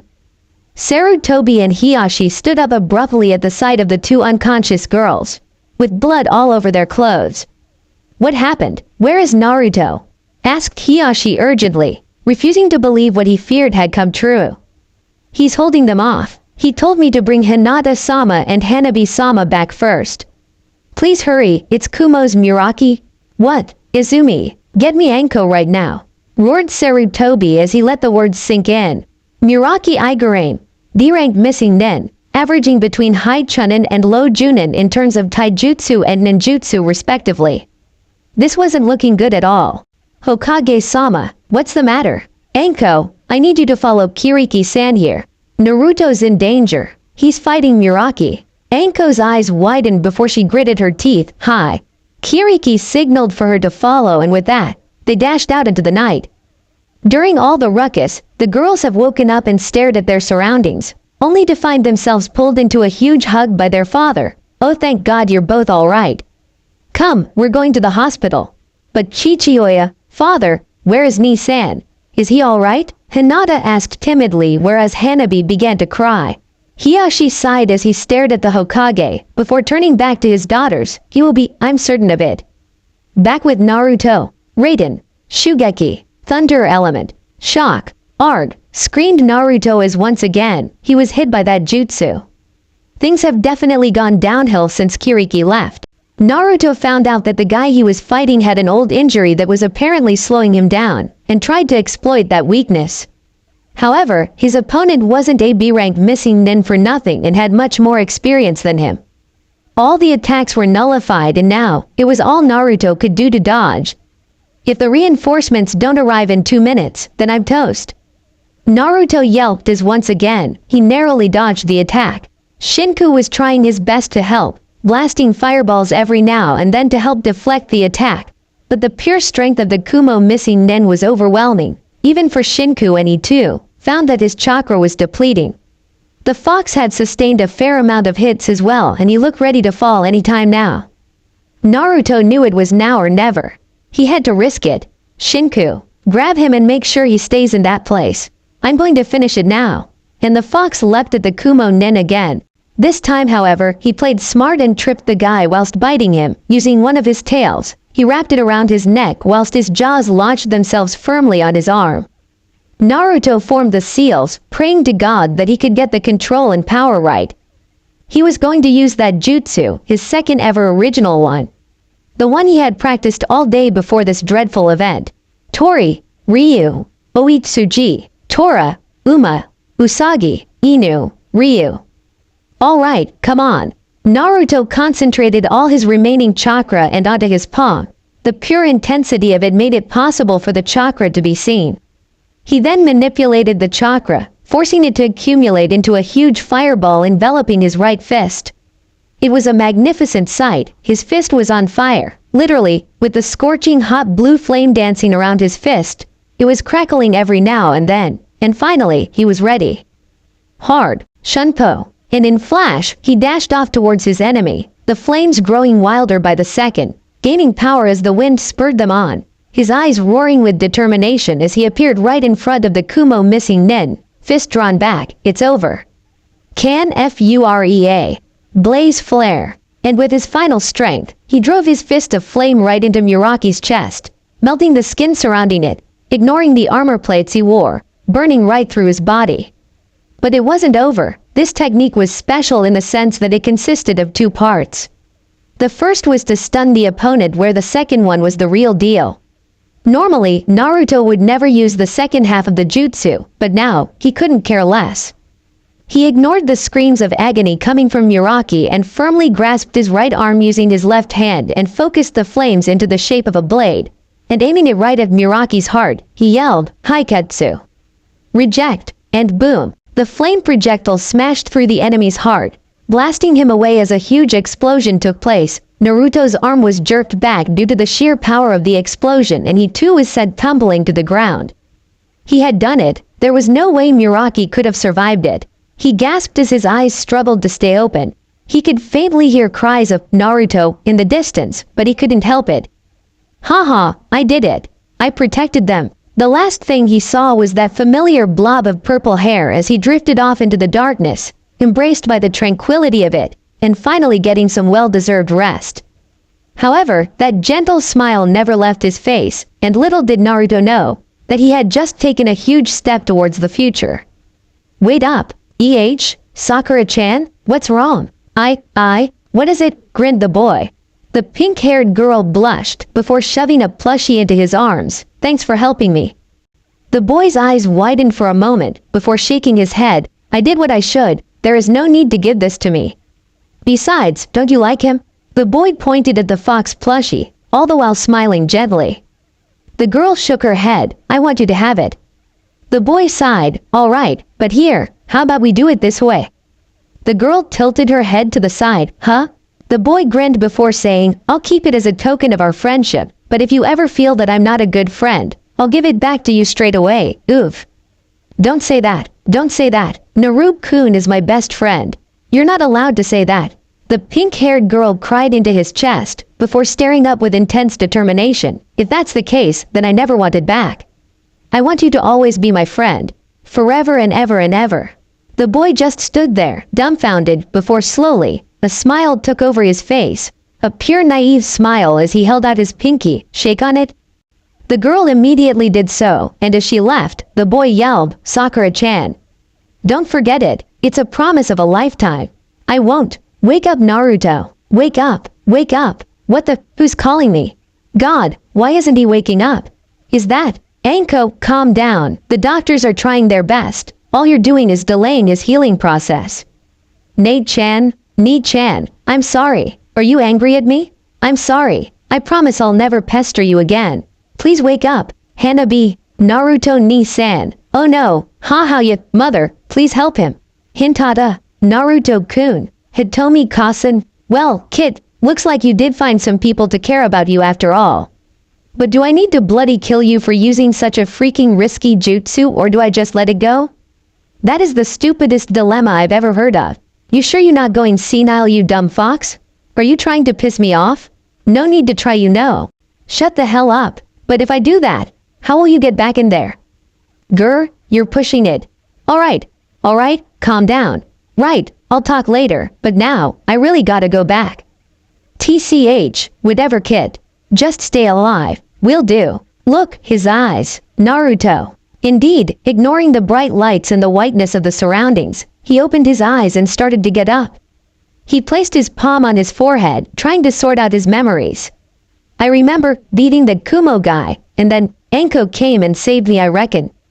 At that moment, he was enveloped in a strong hug by Hitomi. Thank goodness. You have no idea how worried we were. I swear, if you take those kinds of risks again, oh Naruto? Her eyes were filled with tears, yet there were no sadness in them, only joy, pure elation that her son had pulled through. Naruto chuckled and gave a small smile. Gomen, sorry, I'll be more careful next time. He scratched his head before saying, Where's Hinata-chan and Hanabi-chan? Are they okay? Just then, the door flew open and before he knew it, two soft figures were already hugging the life out of him. Nee-san. You're back. Were you angry at Hanabi? Was that why you wouldn't come back? If that's so, I'm sorry. I really am. Naruto immediately looked down, and sure enough, there she was, with her lips quivering, her eyes all teary and her expression just downright cute. He gently lifted her into his arms and hugged her back. No, Hanabi-chan, I'll never be angry at you. I was away because I had some stuff to do, but hey. I got back as quick as I can, didn't I? He grinned. Hanabi, upon seeing that famous foxy grin, couldn't help it but giggle before snuggling in Naruto's chest, happy and content that her brother was back. Hinata, on the other hand, couldn't help but sigh at Naruto's smart way of handling it. She had been trying to calm Hanabi down for the past 15 minutes, to no avail, yet here comes Naruto, in just 2 seconds, made Hanabi all happy and smiley, and for some reason, Hinata thinks it's not only because of Naruto being the cause of Hanabi's tantrum, it's just, his posture just, reassures you in a way. Hinata-chan, Gomen, I wasn't strong enough to protect. Don't say that, it was my fault, if only I had been stronger. Both of you stop this nonsense. But Kasen, no buts. Naruto-kun, you are not even a genin yet. No one expects you to be able to take down a B-rank missing nen. So don't go around thinking that you are supposed to be able to take enemies of this sort all day long. Are we clear? Hitomi gazed straight into his eyes, wanting to make sure that the message was sent across. Naruto sighed, before replying, yeah. Crystal. Hitomi shook her head and gave a sigh of exasperation before gathering all 3 of her children into a big hug. Bakas, you're all my little Bakas? Even Hiyashi couldn't help but chuckle at this statement. Indeed, Naruto was howling with laughter at the statement. Little Hanabi was jumping on the bed with glee whereas Hinata was laughing softly in her mother's hug. It was finally over. Nay, Sandame Ji-san. Where's Enko Ne-chan? Ah, she is currently worrying about her little brother and is currently interrogating the Hyuga stupid enough to fight her brother. She was waiting along with us for you to wake up. However, seeing how she really needed some stress relief, I reckoned that maybe a distraction is appropriate. Sarutobi chuckled as he remembered how much sadism Anko had shown at the mention of the words Ikisu and interrogation. Ooh boy, you do not want to be near her this very moment. Honestly, Anko is the only woman in the village to make full use of the words, looks can kill. The Kisu is probably wetting his pants this very moment just by staring at Anko. Now, Naruto-kun, I'm sad to say that I must take my leave as there are other matters that I had to discuss with Hiyashi-san. I wish you a quick recovery and all the best in your training. Ah, that's right, before I forget, please, come to my office when you're discharged.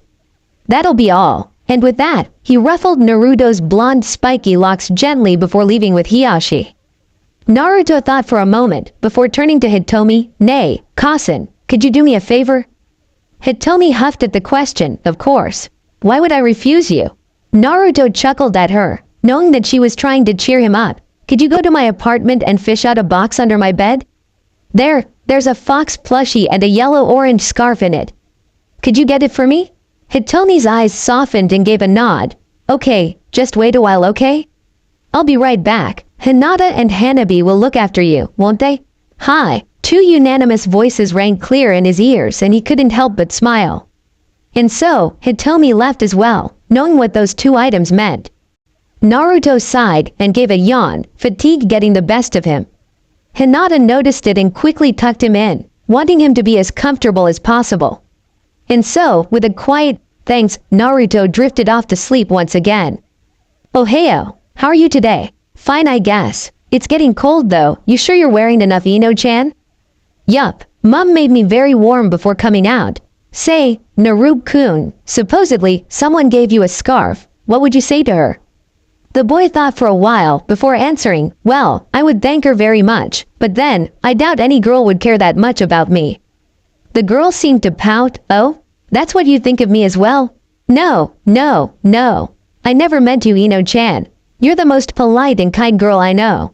Definitely. Come on, forgive me? Hee. Oh, Naruto-kun, you're too fun to tease. And with that, she whipped out a wrapped box from behind her back. Tada. Come on, open it. The boy's eyes widened for a moment before staring at the girl. For me? Yep, smiled the girl. The boy lowered his head for a moment, his lips quivering, before his head shot back up, with that same big grin on his face. Thanks. Ino-chan, wow, a scarf. Orange too. My favorite. Now, Naruto-kun, you won't be cold anymore. Well, even if you still are, just think of the times when you were together. That way, you would feel better. That's what my mom said. Ino-chan, arigato. I will. Whenever I put this on, I'll think of you. I won't forget it. It's a promise. And amidst the fun and laughter they had that day, the scarf was now the first ever precious possession the boy had. Arg, what the, oh, it's just a dream, sigh. Why can't I get those memories out of my head? Naruto muttered bitterly to himself. He hated it. All these good memories just made the bad ones stand out even more. Looks like I fell asleep for 2 hours. Hanabi-chan and Hinata-chan went home already with Kasen. Oh well, at least Foxy is here. Brr, it's getting cold. And with a swift move, he wrapped the orange scarf around his neck and cuddled the plushie to his chest. Yo kid, feeling better? Yeah, I guess. Oh, thanks for helping me out again. Appreciate it. HMPH, you better. But then, if you die, I die. Not much of a choice. Haha, true. But it's not every day you get a 9-tailed kitsune to save you now, is it? Keep dreaming and it might come true. You just saved me, didn't you? That doesn't count. Man, Kyuubi, one would think demon lords were smart. What happened to? You don't want to finish that sentence. Hey, chill. Just stating a fact. Wait, what was that? What was what? Shut up, you numbskull. I'm trying to concentrate. Yep, that scent. It must be them. You better hurry, kid. What's wrong? Not another. I'm just saying that your precious friends are currently undergoing some intense trouble there. What? Yeah, so should we go? Your choice. Stupid fox, isn't it obvious? Well, fine by me. I've strengthened your muscles temporarily as best as I could. Hope it lasts. Now go. I'll tell you the directions. And with that, the link was cut and in a flash, Naruto was out of the door, rushing down the corridors. Gasps were heard everywhere and he could still hear the doctors yelling at him to come back, something about how he hasn't recovered yet. But now, he couldn't care less. He rushed out of the main lobby and out into the streets, and as he ran closer to the destination, sure enough, voices could be heard, their voices. Oh, how he missed them. At the playground, haha, you skunk, dirt like you should know their places. Now bend and lick my shoes like you're supposed to. Yelled a big boy, literally, seeing how he was twice the height of that poor girl with that pale blonde ponytail. Shut up, arg, she was once again pushed to the ground. I won't let you beat me. Hang in there, Sakura. Huh, what do you think you can do to us? Demon lovers like you should just die like the filth you are. Mama told me that demons should die, so if you love demons, you should die as well. Muttered the big genin sadistically. He whipped out a kunai and swiped it gently across the girl's arm, drawing a thin line of blood, causing a yelp to come from the girl. Ino! Cried the pink-haired girl as she was trying her best to push off the boys who were trying to beat her up. Sadly, she was failing miserably. Haha, your parents won't be here to save you now. There's a council meeting right now, so no one will blame us. My dad's a council member, and if I said that you demon lovers attacked me first like the crazy sluts you are, he will praise me. Now, should I slice you up one by one, or piece by piece? That maniacal gleam in his eyes terrified the girls to no end. True, their parents had left them there to play with each other because there was a council meeting and their parents were part of the shinobi council half, whereas the other half were made up of civilians. They were just happily making a sandcastle, when suddenly this boy just charged in with his gang of bullies and proceeded to attack them. He was the notorious new genin, Kagamaru, the bully of the neighborhood. However, because his father was a civilian council member, the other people didn't dare to punish him for fear of his father's power over them.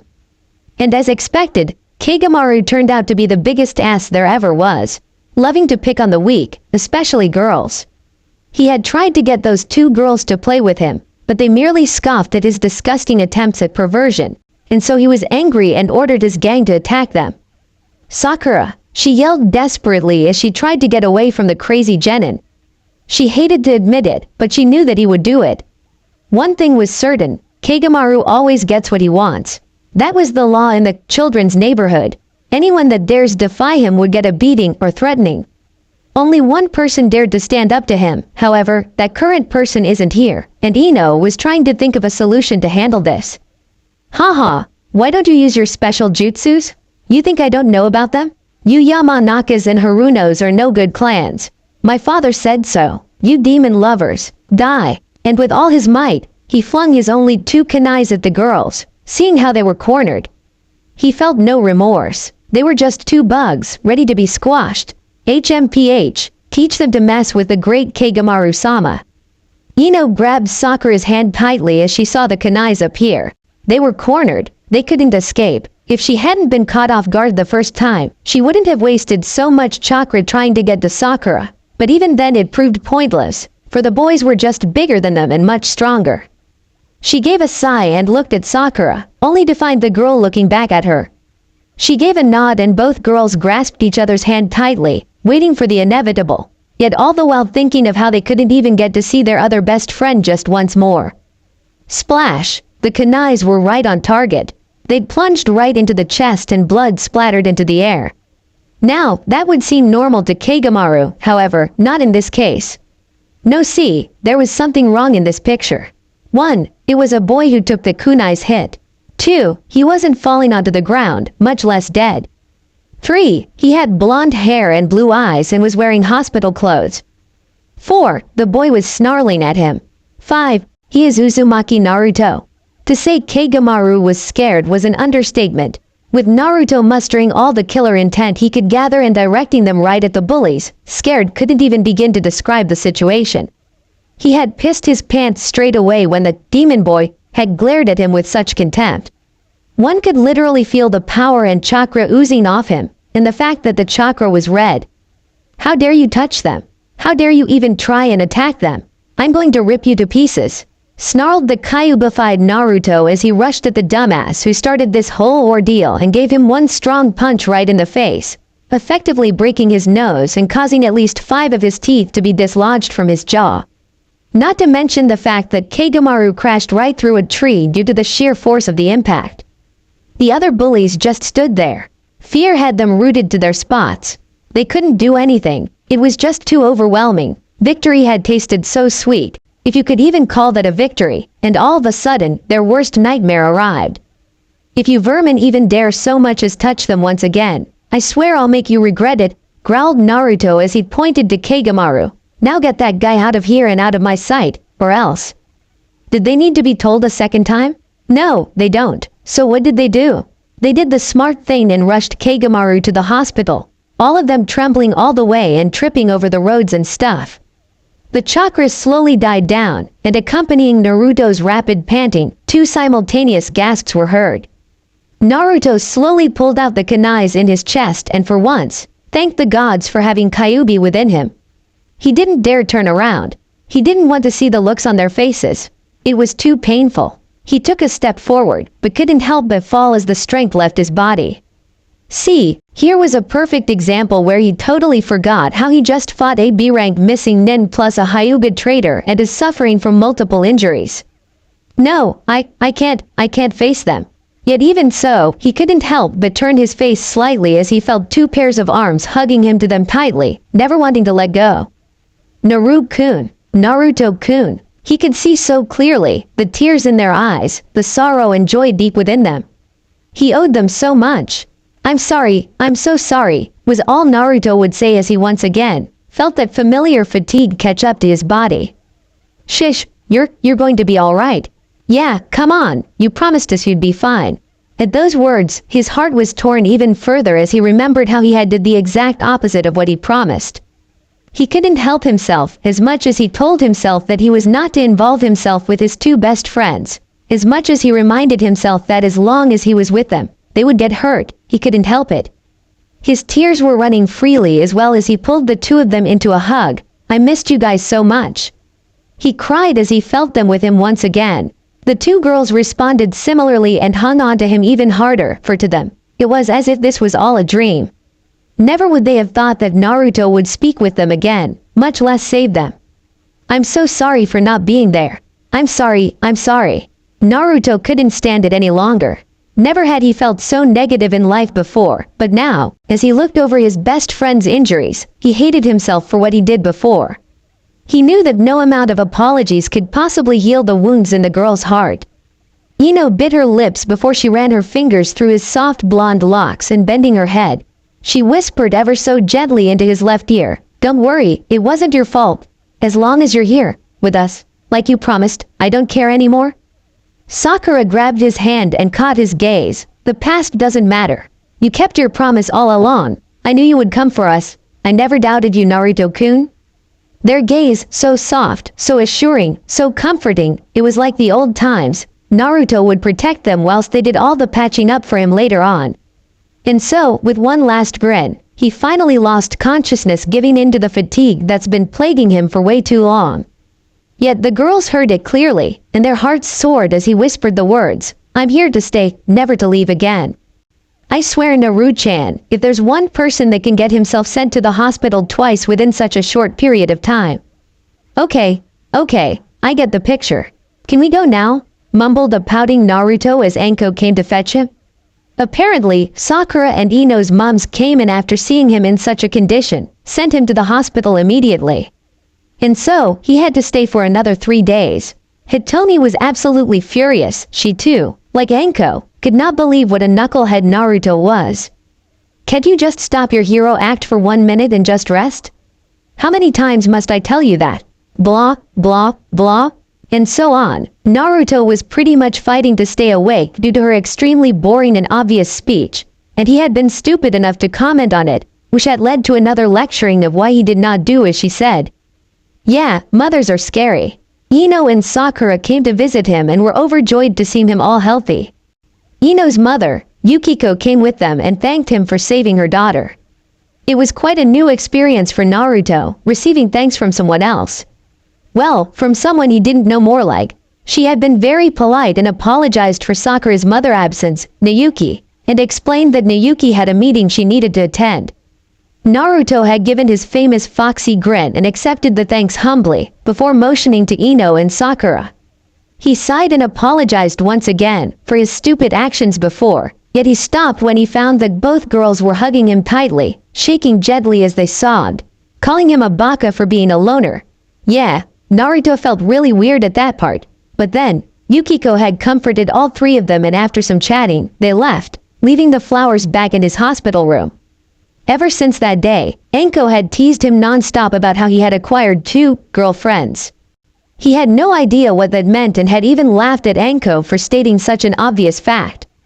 Of course they're my girlfriends. What are you on about? They're my friends and they're girls?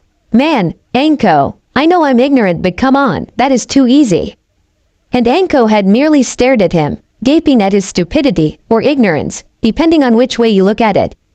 At first, she thought he was joking, but then she realized that he really thought that the term girlfriend was meant that way, and even though in a way, it was true literally, she had then given him a very thorough explanation on the relationships between a boy and a girl and how a girl can then come to be known as the boy's girlfriend. Needless to say, poor Naruto had to answer certain questions posted by one blonde and one pink-haired girl who were very intent on asking why he was blushing every time they looked at him. Sigh. That was downright embarrassing, and to think I was stuttering all along. And so, here he was, finally ready to be discharged. Anko was told to bring him directly to the Hokage, and she did, but not before teasing him first.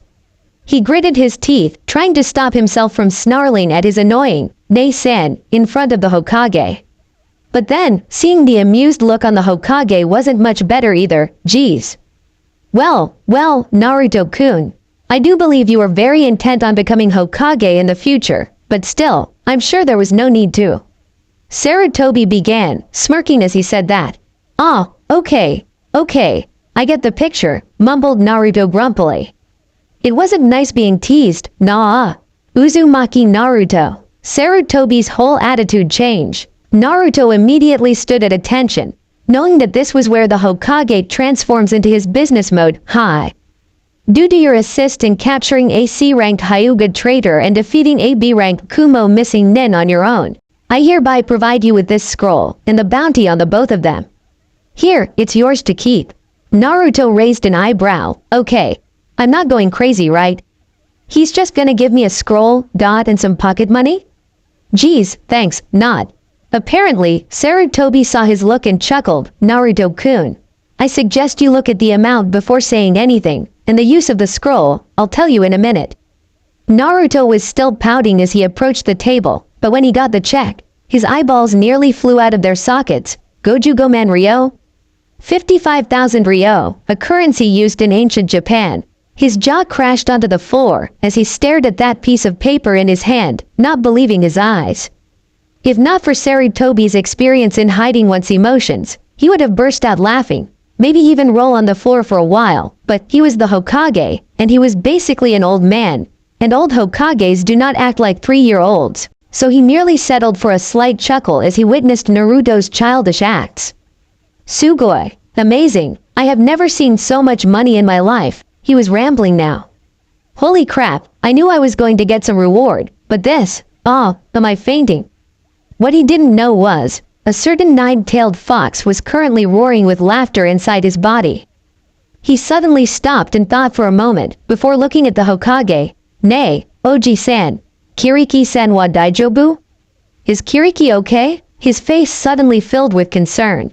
Sarutobi gave a gentle smile. Don't worry, she's fine. She is currently resting back at the Hyuga Manor. Why the sudden question? Naruto then sighed, before looking at Sarutobi. Nay, this money is mine now, right? Meaning I can do whatever I want now, Sarutobi gave a nod, wondering why on earth he was asking this question. Naruto quickly pocketed the check, making sure it's safe, before turning back to the Hokage. Well, what does this scroll do? Ah, right. Now, Naruto-kun, this is a special scroll. You see, only those who have done the village great honors can possess this scroll. It allows the holder one personal request from the Hokage, and the Hokage would have to do her best to help. Of course, it can't be something ridiculous or beyond the power of a Hokage. To put it simply, think of it as a way of proving that I owe you a big favor. Naruto blinked. He rubbed his ears then blinked again. You owe me a favor? Sarutobi chuckled at his naive acts. The boy still has much to learn. He ruffled Naruto's hair gently. Come now, surely you didn't expect me to take it for granted that a 9-year-old should be able to take on a B and C rank missing den? Treat this scroll with respect if you think it is valuable. Come now, are there any other questions? Naruto jolted out of his shock, and was just about to ask a question when the door was flung open, and in came the fattest woman, if you can call her a woman, Naruto has ever seen. And she had makeup on her face, too much of it, It took all Naruto had to not puke right there. The perfume she had on equates to the smell of a skunk. That say anything about her fashion sense? Hokage-sama, I demand that you punish that atrocious brat for touching my baby boy. This is outrageous. Look at him, look at his face. His future is ruined, she yelled whilst tears ran down her face, more like giant waterfalls. Naruto peered behind her back, only to find a mummified Kagamaru. Apparently, her mother deemed it necessary to bandage, yeah. Raising an eyebrow, he looked at the Hokage, only to find him sighing in exasperation. Mrs. Chishio, I'm sure I told you yesterday, the day before and the day before that. Now I refuse to repeat it after this. Your son is the one at fault. He dares to bully in this village, he shall face the consequences. Now get out of this office before I have you under arrest. The fat woman continued to wail whilst dragging her son out of the room, and just as she passed Naruto, she muttered, You filthy demon. You just wait. Naruto snorted and concentrated, remembering the times he fought in life and death situations. That key, got it. And at once, the malicious killing intent was emitted from Naruto, directly at the fat woman, rooting her to the spot. Naruto smirked as he watched the woman began to tremble and started shrieking like a banshee before running out of the office. Did I mention she was dragging her son all over the place? As in, literally dragging. Naruto grinned widely and held back his ki. Sarutobi finally gave in and laughed to his heart's content. Naruto joined in immediately, glad that he could provide some stress relief for the old man. Well, Oji-san, let's get back on track. I have something to ask. It is regarding my taijutsu. Sarutobi gave an inward grin. Oh? Naruto scratched his head, then frowned. Well, it's just that. Tai Chi Jusan Shiki. Tai Chi 13 styles. Doesn't really seem like an actual style. I don't know how to say it, but it's as though that it's just a plan to get me into the feel of things. Like the essence of Tai Chi and other styles. I don't know what's going on. I mastered the 10 to heaven, and chakra capacity and control increased greatly. However, the actual styles, it doesn't really help against enemies. Sarutobi gave a sigh of relief. Good job Naruto-kun. Looks like you figured it out faster than I expected. Naruto blinked. Huh? Indeed, Tai Chi Jusan Shiki can be viewed as the predecessor of taijutsu styles. Which styles have you mastered? Naruto cupped his chin. Tora, tiger, washi, eagle. Suru, crane. Ryu, dragon. Kujira, whale. Habi, snake. I'm currently working on Shishi, lion, and Saru, monkey, and I would have finished the scroll. The last 4 are mere combinations and I've basically understood the concepts. Sarutobi barely concealed his shock from his face. Who would have known that a 9-year-old kid could master the basics in such a short period of time? He then said, well, then Naruto-kun, I can only say this much, when the time comes to fully reveal those styles, you'll know. For now, concentrate on them over and over, make sure you get them. Good day. And with that, he ushered Naruto out of his office and left a very confused Naruto in the corridor. He then sighed and turned to the secretary, Izumi-san, please tell Hokage Ji-san that I said thanks. Bye. And with a slight bow, he left, with a smiling Izumi promising to convey the message. Once Naruto got onto the streets, he went straight to the Hyuga Manor. Anyo, I'm here to visit Kiriki Nisan, can I go in? The guard seemed to hesitate for a second, before giving him a nod, I'll take you there. Come along. Naruto noticed the tense expression on his face and couldn't help but wonder what had happened. Just as they reached outside of Kiriki's room, two voices could be heard. The guard nearly nodded and told him to wait and went back to his position. Naruto raised an eyebrow before identifying the voices to be Hitomi and Kiriki's. "Kairi-chan, feeling better lately?" came Hitomi's gentle voice. "Ah, Hitomi Nei-chan, stop calling me that. It's embarrassing." Naruto blinked. "Nei-chan, are you kidding me?" "Ah, but I don't see you complaining when he calls you by that." A sigh was heard. "Nei-chan, how's my injury coming?" "Injury? Why would she need to ask? Can't she tell by herself?" Naruto wondered. And before he could even understand what happened, Hitomi had muttered, "Byakugan," and once again, Naruto felt that familiar pricking sensation as the jutsu activated. "It's healing, gradually, but it is healing. I have to thank him next time he sends these herbs again." "Who is this, him?" Now Naruto-kun, I know you're out there, come on in." Naruto gave a small yelp and entered the room. He grinned awkwardly as he took a seat and immediately said, "I wasn't eavesdropping, I just happened to come here to visit Kiriki Nei-san, and the guard told me to wait out here." Kiriki chuckled. "Don't worry, Naruto-kun, we're not blaming you." Naruto scratched his head. Not to be rude or anything, but are you really sisters?" Hitomi giggled at his expression and nodded. "Yes, we are. I'm older than her by 8 years." Naruto's eyes nearly flew out of his sockets. 8 years? Whoa. Kiriki saw that and laughed. "Yeah, it's a big difference, isn't it? But back in those days, it wasn't that big a deal." "Anyway, Naruto-kun, what are you here for?" Naruto quickly took out his check and placed it in front of Kiriki and grinned. "Well, I wanted to thank you for protecting me that night. So I figured that you should have this." Kiriki tilted her head, and Naruto suddenly had flashes of a certain female in his memories. He frowned, wondering where on earth that came from. Kiriki took the check and smiled warmly before motioning for Naruto to come forward. She pulled him in for a gentle embrace and kissed his forehead. "Arigato, Naruto-kun. But I shall not keep this money." "No, wait just a moment. I heard from Hokage-sama that you've been studying Tai Chi Jusan Shiki. So how is it going?" Naruto repeated what he said to Sarutobi, and at the end of it, to say Kiriki was shocked was an understatement. Even Hitomi looked amazed. "Naruto-kun, do you have any idea how long it normally takes to just learn one style?" Naruto scratched his head. 2 days?" Kiriki rolled her eyes. "Try 500 times that." Naruto laughed. "Well, I use Kage Bunshin no Jutsu to help me, so no worries." "Kage Bunshin? Where did you learn this jutsu?" "Oh, Sandane Jisan gave me a scroll on it, said it was perfect for me." Kiriki seemed to think for a while, before looking at Hitomi. "Nei-chan, looks like I can finally start my job once again." Hitomi immediately frowned. "No, you're still injured. Your chakra system can cut short your lifespan if more accidents like last time occur. I will not allow it." It was incredible. Mistress of the Hyuga clan was pouting. Kiriki chuckled lightly before kneeling in front of Naruto and closing her eyes. She whispered, "Naruto, do you accept me as a guardian?" Naruto nearly bolted out of the door at this sentence. What is with all the serious themes today? He looked towards Hitomi, who was just about to interrupt when Kiriki said again, "Hitomi, let him think for himself." "I want to see if I'm right, Naruto-kun. Will you allow me to protect you?" Naruto immediately answered, "Of course. Why wouldn't I? I would trust you with my life, Kiriki Nei-san."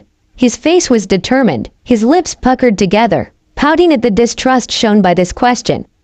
A smile grew on Kiriki's lips before she hugged Naruto and stared into his eyes, cuddling him. "All right. I, Hyuga Kiriki, upon my honor as Konoha's Byako, White Tigress, hereby fulfill my oath 9 years ago." She then motioned for Naruto to lift up his shirt and show his seal. Naruto did as he was told, unsure of what the hell was going on, and all of a sudden, Kiriki bit her finger and using the blood, she wrote the letter Shiro, white, on the left side of the seal and muttered, "Tenyo Fuin, Kai." Celestial Maiden Seal. Release. Instantly, Naruto felt that his chakra flow soothingly throughout all his tenketsus once, from his head to his toes, and it felt really comfortable. All his muscles were relaxing and his chakra capacity felt a little larger. Kiriki then began coughing right after she finished the ritual, and Naruto quickly patted her on the back, trying to make her feel better.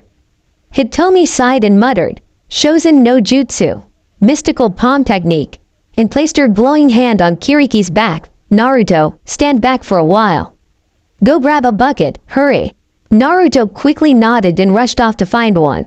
Kiriki continued coughing, though she seemed better by the second. "Gogo gomen ne-chan, demo, but..." Hitomi sighed. I know, this is something you have to do, sigh. "You really miss him, don't you, Baka Imouto, stupid younger sister?" She concentrated, and just at that moment, Naruto brought in the bucket, and Kiriki coughed out the blood clot within her circulatory system. She then focused chakra onto her forefingers and jabbed several tenketsus around her heart, before finally regaining the usual pulse. "Arigato. Now, Naruto-kun, I need you to come with me and see Hokage-sama." Naruto thought Hitomi was going to freak out at her decision, but it turns out that Hitomi agreed with her. She activated her Byakugan once more to check for any other major problems, before nodding. "Now, don't push yourself. You're not as strong physically as you were before. You know that better than anyone else." Kiriki gave a hesitant nod, before holding Naruto's hand, and just before she disappeared with Shunshin no Jutsu, she heard Hitomi whisper, "But your heart is stronger than ever." And that brought a smile to her face.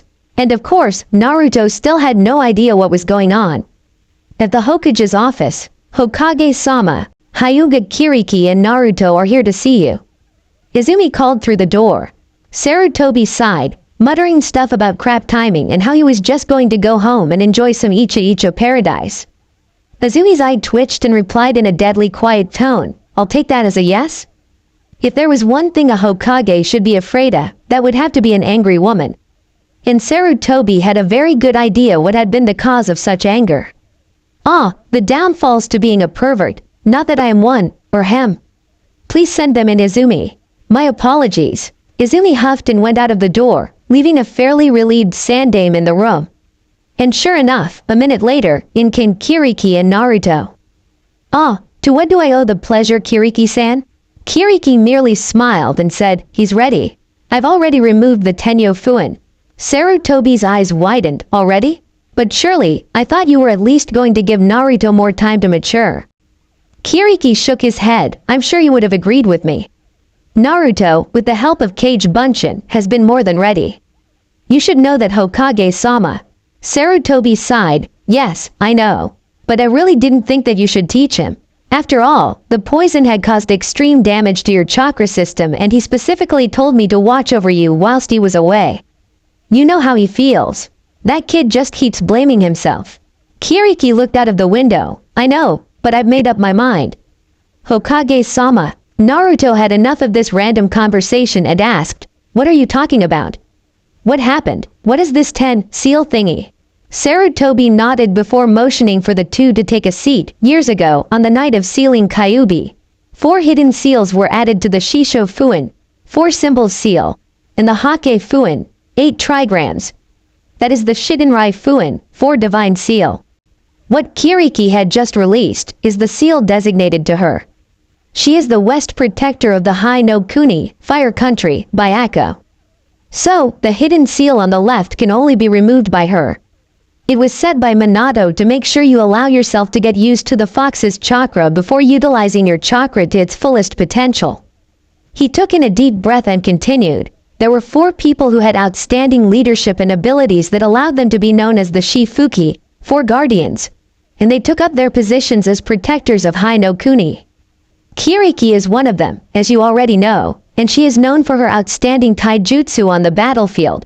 Her ferocity and precision in her attacks makes her a deadly opponent. However, a few years ago, she had an unexpected injury, and so she has been technically crippled all these years."